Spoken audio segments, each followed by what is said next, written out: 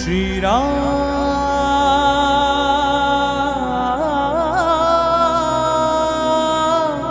ஜெய் ஸ்ரீராம்.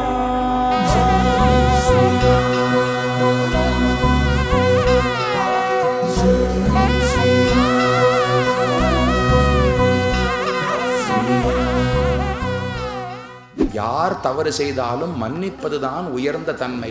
ராவணன் கொத்தம் செய்தான்னா அவனுக்கு தண்டனை கொடுக்கணும். இவர்கள் தவறே செய்யவில்லைன்னு சீதை தான் ரட்சித்து கொடுத்தாள். கடைசியில யுத்தமெல்லாம் முடிந்த பிறகு ஹனுமார் அசோகவனத்துக்கு வருகிறார். எல்லா செய்தியுமே ஹனுமார் மூலமா தான் சீதைக்கு தெரியும். ஹனுமான் ராமாயணத்தை பாட ஆரம்பிச்சாரோ இல்லையோ, ராமாயண கதை கேட்ட உடனே எங்கிருந்து வருதுன்னு இப்படி நிமிந்து நிமிந்து பார்த்தாளாம். சக்ருதேவ பிரபன்னாய தவாஸ்மீதிச்ச யாச்சதே. ஒரே தடவை பிரபன்னன் சரணம்னு சொன்னால்தான் பகவான் ரட்சிப்பார். ஆனால் சீதை நீங்கள் சரணம்னே சொல்ல வேண்டாம், நான் ரட்சிக்கிறேன்னு சொன்னாலும் இல்லையோ, அதை நடத்தியும் காட்டினாள். கடைசியில் யுத்தமெல்லாம் முடிந்த பிறகு ஹனுமார் அசோகவனத்துக்கு வருகிறார். எல்லா செய்தியுமே ஹனுமார் மூலமாக தான் சீதைக்கு தெரியும். ராமன் இருக்கார், உயிரோடு இருக்கார் என்பதும் ஹனுமார் தான் சொன்னார். ராமன் ரட்சிப்பார் என்பதையும் ஹனுமார் தான் சொன்னார். ராமன் ராவணனை கொன்று விட்டார், இதோ உன்னை மீட்க வரப்போகிறார்னு ஹனுமான் தான் சொல்ல வருகிறார். வரும்போது சீதைக்கு ரொம்ப ஆனந்தம். ஏதாவது ஹனுமானுக்கு கொடுக்கணும்னு ஆசைப்பட்டார். அப்போ அவர் பிரார்த்திக்கிறார், இந்த 700 ராட்சசிகளை இத்தனை நாள் துன்புறுத்தினாலோ இல்லையோ, அவர்கள் அனைவரையும் என் கையில் உள்ளங்கையில் போட்டு அப்படியே பிழிஞ்சு சித்திரவதை பண்ணி கொண்டுடணும். அதற்கு நீர் அனுமதி கொடுக்க வேண்டும் என்று சீதை இடத்துல ஹனுமான் பிரார்த்தித்தார்.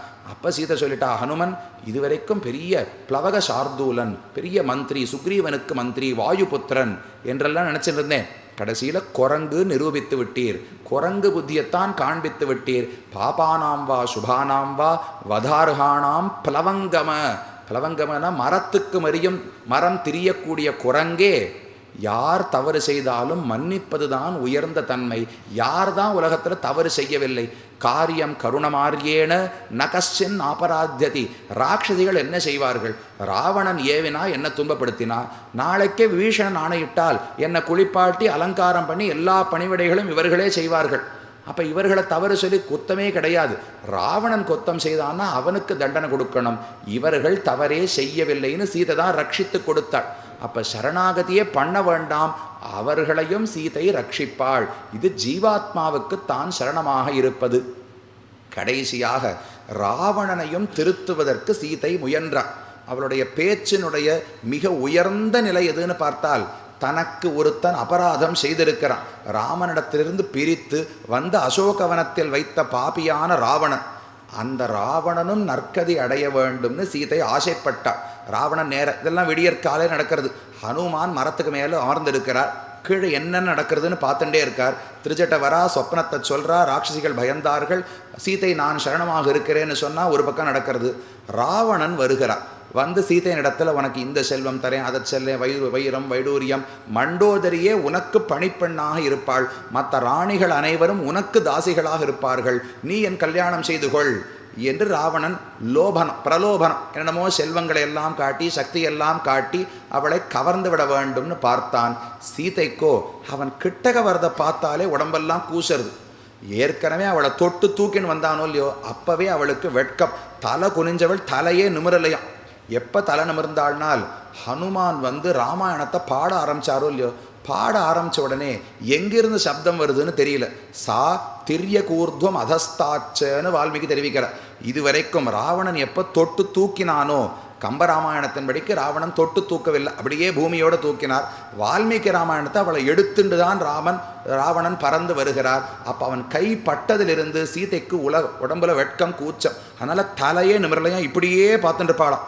ராமாயண கதை கேட்ட உடனே எங்கிருந்து வருதுன்னு இப்படி நிமிந்து நிமிந்து பார்த்தாளாம். அது வரைக்கும் நிமிரவே இல்லை. இப்போ ராவணன் பேசுகிறான், 2 மாதம்தான் உனக்கு கெடு, அதற்குள் நீ என்னை ஏற்றுக்கொள்ளாவிட்டால் உன்னை அப்படியே வெட்டி காலை உணவு 2 மாதம் முடிஞ்ச உடனே 3ஆவது மாதம் முதல் நாள் காலை நான் சிற்றுண்டி உண்ணணுமோ இல்லையோ, பாலபோகம் உண்ண வேண்டும். அதற்கு உன்னை வெட்டி சமைத்து யார் சமையல்காரரோ எனக்கு கொடுத்து விடுவார். 3ஆவது மாதம் நீ உயிரோடு இருக்க மாட்டாய், 2 மாதம்தான் கேடுன்னு ராவணன் சொல்லுகிறான். அப்போ கிட்டக்க வர சீதைக்கு அருவருப்பாக இருக்குது. உடனே பக்கத்தில் இருக்கிற ஒரு புல், அந்த புல்லை பிடுங்கி எறிஞ்சு இப்படி முன்னாடி போட்டாலும் திருணம் அந்தரதः கிருத்வா பிரத்யுவாச்ச சுசிஸ்மிதா நிவர்த்தய மனோமத்தா ஸ்வஜனே பிரியதாம் மனஹா. ராவணனுக்கு உபதேசம் செய்ய தொடங்குகிறார். ஏன்னா யாராக இருந்தாலும் ஒரு முறை தான் முயற்சிக்கணும்னு சீதைக்கு எண்ணம். கடைசியில் அந்த முயற்சி ராவனிடத்தில் பலிக்காமல் போயிற்று, அது வேற விஷயம். 2 பேரிடத்திலும் பிராட்டி உபதேசம் பண்ணி பார்ப்பாளாம்.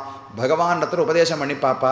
அவள் கேட்காவிட்டால் கடைசியில் தன்னுடைய அழகை காட்டி மயக்கி ஜீவாத்மாவை அனுகிரகிக்க வச்சுருவாளாம்.